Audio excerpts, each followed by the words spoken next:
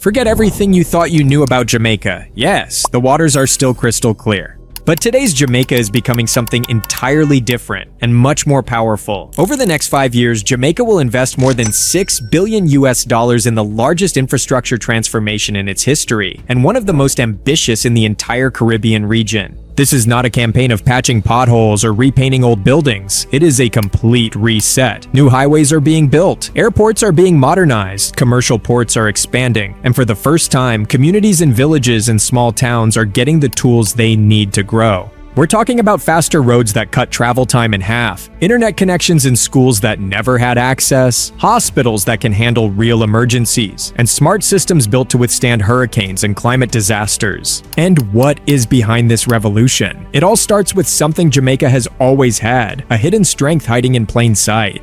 Perhaps the most valuable asset Jamaica has is its geographic position, an almost perfect link between 3 major global markets: North America, South America, and Europe. This island, seemingly isolated in the middle of the Caribbean, is actually located right at the heart of some of the busiest and most important international shipping routes, through which thousands of tons of goods, energy, food, and technology pass every day. For decades, Jamaica held this advantage, but did not fully capitalize on it. Its ports were modest, internal connectivity was weak, and investments came rarely and without a unified vision. Everything changed with the launch of the National Infrastructure Plan, a project that not only acknowledges this geographic advantage, but transforms it into the cornerstone of an entirely new economy. The over $6 billion plan announced by Finance Minister Dr. Nigel Clark is not an isolated initiative. It is a master plan with clear objectives, aimed at building a modern, connected, and competitive Jamaica for the long term. This is not just about construction or technical upgrades. It is a deep mindset shift in which the country sees itself not merely as a tourist destination on the map, but as a logistical, digital, and commercial hub between continents. Through investments in high-capacity ports, integrated logistics centers, fast roads connecting the island's interior to coastal areas, and cutting-edge digital infrastructure, Jamaica is preparing to become a key node in global supply chains, capable of receiving, processing, and redistributing goods on an international scale. This reconfiguration of its economic role does not mean abandoning tourism, but rather balancing the economy through the development of new industries in logistics, manufacturing, IT, commerce, and transportation.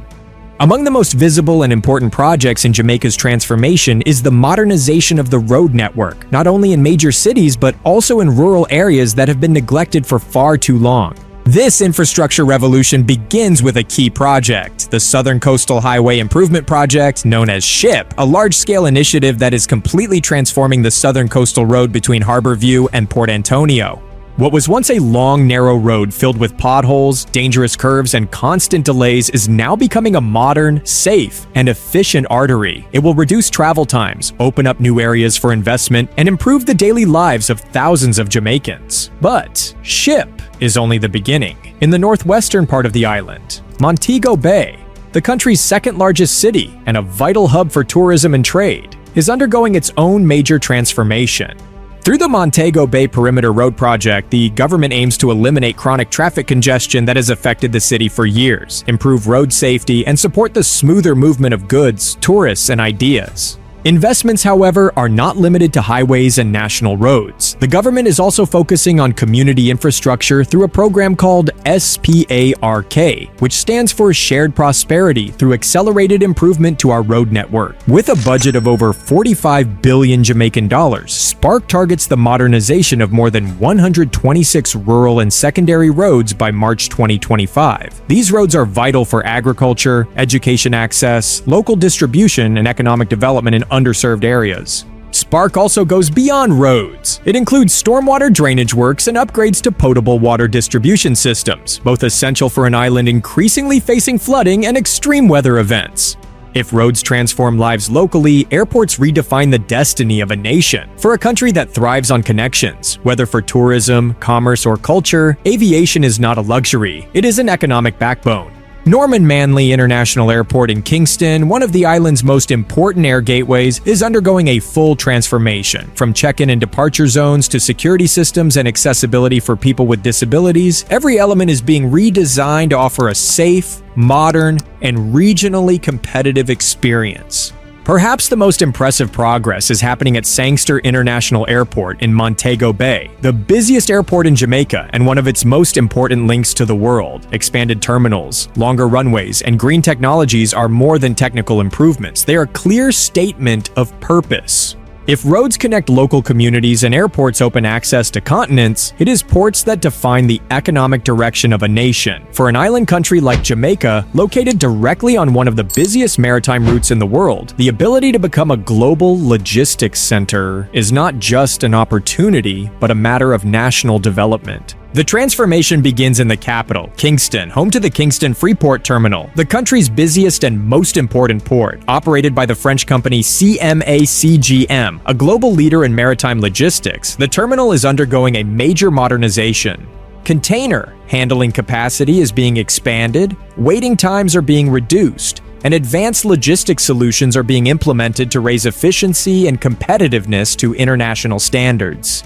But the vision goes even further. In the Caymanas area, west of Kingston, plans are underway for one of the most ambitious logistics projects in the island's history, the Caymanas Logistics Center. This facility will bring together storage warehouses, customs processing zones, distribution systems, and integrated transport services all in one location. The goal is clear: to create a smart and efficient hub capable of receiving, processing, and redistributing large volumes of goods to the world's most important markets. This direction does not mean moving away from tourism. It reflects a diversification of the economy and a strategic repositioning where logistics, manufacturing, and commerce become pillars of growth alongside traditional industries. And this logistics revolution is not just about infrastructure and numbers. It is about well-paid jobs, vocational training, and a country's ability to retain its talent and attract long-term investment. Jamaica does not want to be just a transit point. It aims to become a center of stability, a regional hub, an economic anchor between continents. The transformation taking place in Jamaica today is not a random wave of construction sites and investments. It is a clearly defined national strategy, a coordinated effort aimed at deeply reshaping not only the country's infrastructure, but its very economic identity.